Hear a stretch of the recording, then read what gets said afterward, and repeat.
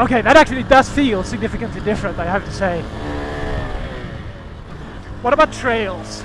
There's a very immediate, like, obvious difference. But the question then is it better? Alright, I'm here at Glen Helen. We're gonna go on the vet track. I have my suspension somewhat upgraded and set for my weight. Now, I wanted to give first impressions at Rowher Flats doing trails, but due to my own ineptitude, that didn't happen because I ran out of space on the SD card without realizing, so I didn't get any footage.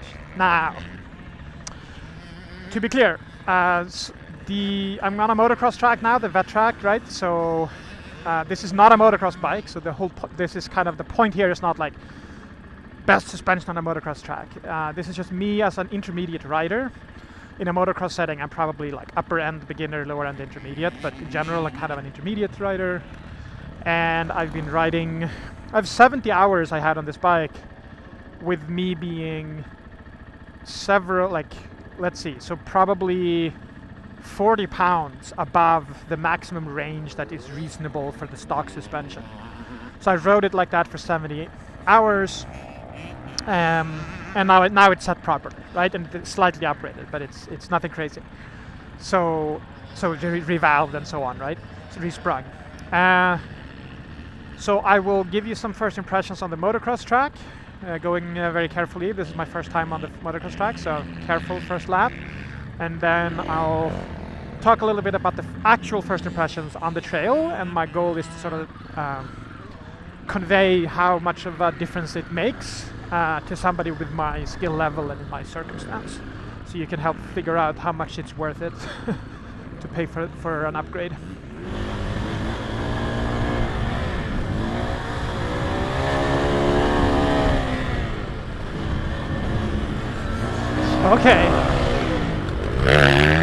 Okay, that actually does feel significantly different, I have to say.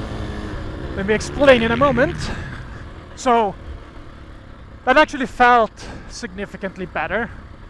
I mean, obviously, since I was so much above the weight before, the suspension is a lot stiffer, and it definitely felt just more stable on those first jumps, especially that second one or I guess it's the third one. After the second jump there is a little bit of like a mini jump. I don't know what the term is, but like as you're going on the uphill there's like a little bump that becomes kind of a little bit of a jump, and going over that felt really stable. I don't want to like exaggerate the effect either, but it was noticeably more stable than I'm used to. Basically just bouncing around less, right? Okay, let's see about this one.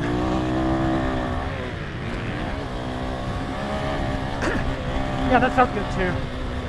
Yeah, so I don't have very subtle, like, competent things to say about exactly what the difference feels like, because I just don't have that experience of like trying a bunch of different suspensions and whatever. But yeah, that is very noticeable. Again, it's not a motocross bike, it's not a motocross suspension, it's not like this is I'm sure it would be even better, probably very noticeable even to me, if I had a bike actually set up for motocross. But yeah, the difference is very significant.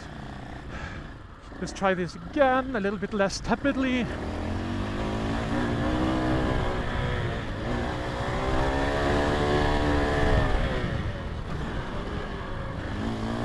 One. Yeah, feels good.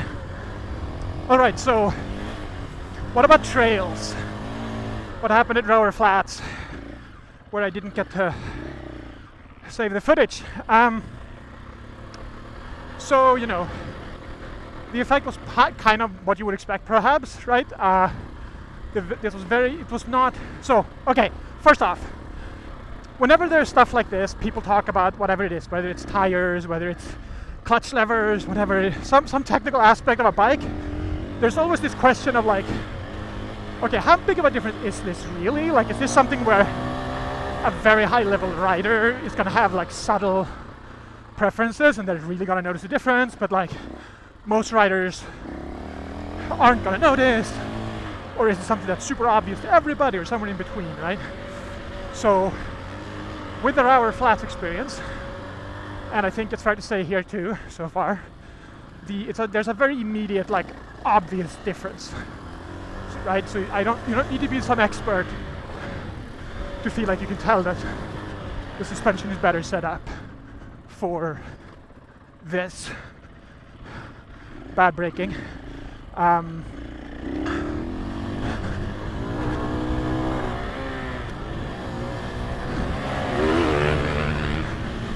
So yeah, the difference is clear. Now what is the difference, right?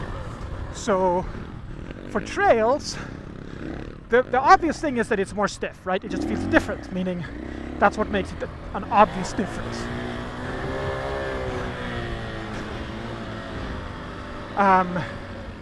But the question then is it better, right?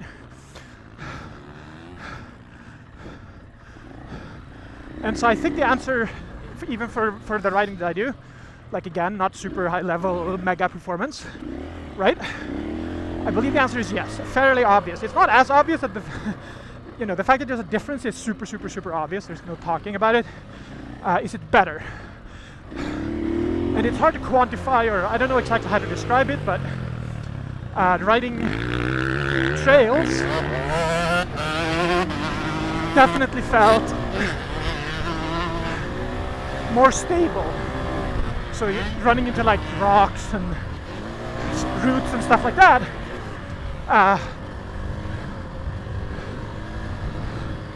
The bike just felt more stable, right? Bouncing around less. There's less of feeling like, oh, okay, if it had been a little, more worse, a much bigger rock or whatever, that maybe I would have gotten out of control. Like it just feels more stable, right? So subjectively, but this is where like there could be, be aware that like I could be confirmation biasing this thing, because I can tell that there's a difference, and in my mind I'm making it out to be it's better. But I mean, obviously it's supposed to be better, everybody says that, so I'm probably not completely making it up, right? But the subjective feeling is basically, for me, more stable, and just sort of a feeling of more confidence going on the terrain, which I then translate into effectively being better. Now, the way I ride, it's not like I'm riding at some competition speed and I'm like, oh, I could go around the track at, this much faster, right? Like I have no idea, right? I cannot say like it allows me to go faster or it doesn't allow me to go faster. I mean, the feeling of stability makes me believe that, yeah, I probably can go faster than without it, but it's not something that I can like say definitely, and I'm not really trying to measure. I didn't do any like before or after or anything like that.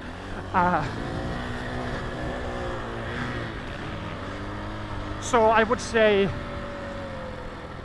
at least if you're, and I should also point out, right, as I said in the beginning, it's set properly, but it's also a little bit of an upgraded suspension. I'll try to put some details on what I have. The shock is replaced, the fork is kind of revalved and whatever. I'll try to put some details in the description, but it's not a super expensive thing. The whole thing was $1,800 for the labor and parts, so nothing crazy. But anyway,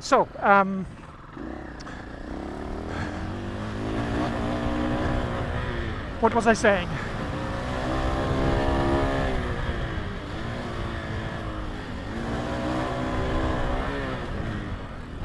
Oh yeah, so what I was saying, or what I was wanting to say, was that I would classify this as a very worthwhile upgrade. Now obviously, it's going to depend on your budget, right? If you bought a used bike and you paid $3,000 for it, is it worth $1,800?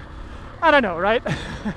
It always depends on how budget sensitive you are. But this does feel, for real, for somebody like me with my limited skill set, like a significant upgrade, right?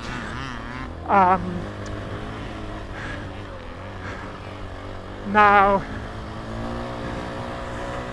do I know which part of that upgraded feeling is because it's set after my weight versus the upgrade? No.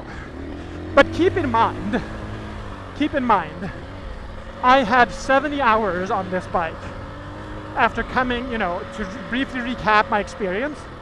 Started out with a dirt bike, KLX 300R, first time ever on a motorcycle, right? I did that for a few months. Switched to ADV riding with big bikes, so like a 1300 and then an 890 for months, for like a year or more. And then several months ago I got back into actually dirt biking. So I've got done 70 hours on this bike with that background, right?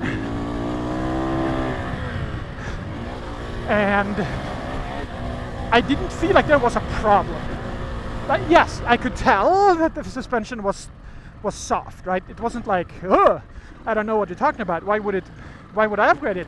I could certainly tell that the suspension was too soft.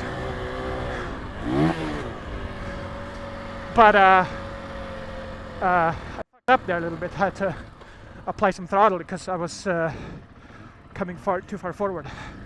As you can tell in these turns, by the way, I'm like really shitty. So that's how low level of a rider I am, and I'm still feeling the difference. That's one way of looking at it, right? Anyway, so I'm rambling as I usually do.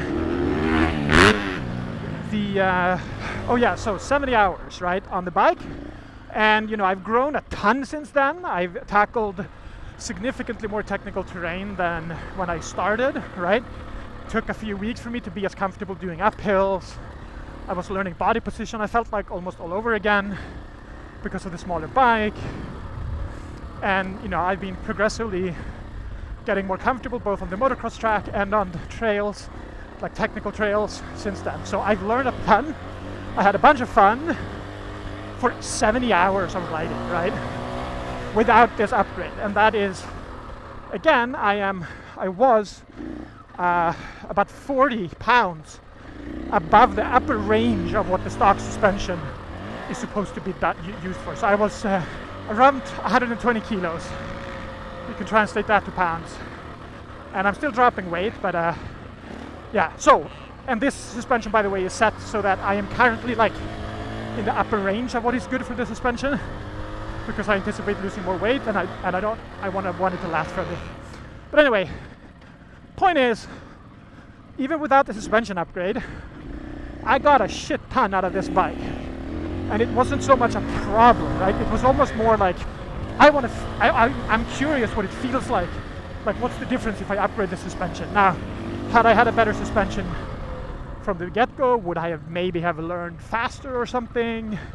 Very possible. Like, I'm not saying not, but I am saying, like, as long as you're staying within the bounds of what's safe and you're not like doing something bad, like, you can get a long way even if the bike is not perfectly set up. Some people will probably be like, oh my god, what are you talking about? Suspension is everything, blah blah blah. And I'm not saying that's not true, but like, the fact remains that I got so much out of this bike despite being completely out of range for the suspension, right? So I just want that to be clear too. I don't want to be just telling you stuff that makes you want to buy suspension if you don't really care. Like, if you're happy, if you're not trying to tackle more technical stuff, if you're not really curious, if you're not really going hard, you're just puttering around, and that's just okay, and you're on a tight budget, so like, it better be worth it. I don't know, to be honest, right? So it's all subjective depending on everybody's circumstance. But anyway, my goal here was not to tell you what to do or not do, just to try to give you a subjective kind of signal on how it felt for somebody in my position, and you can compare with your own position and your own preferences and what you think you care about in terms of riding, right? Oh, I will say one final point. I recently did sort of a first impressions on the ECU upgrade with more power, that gets you a little bit more power and stuff. If I had to pick one of those upgrades, definitely the suspension is the bigger upgrade. No, that is absolutely the case for me. No contest whatsoever. That would just be an obvious choice if I could do just one, and I had to pick which.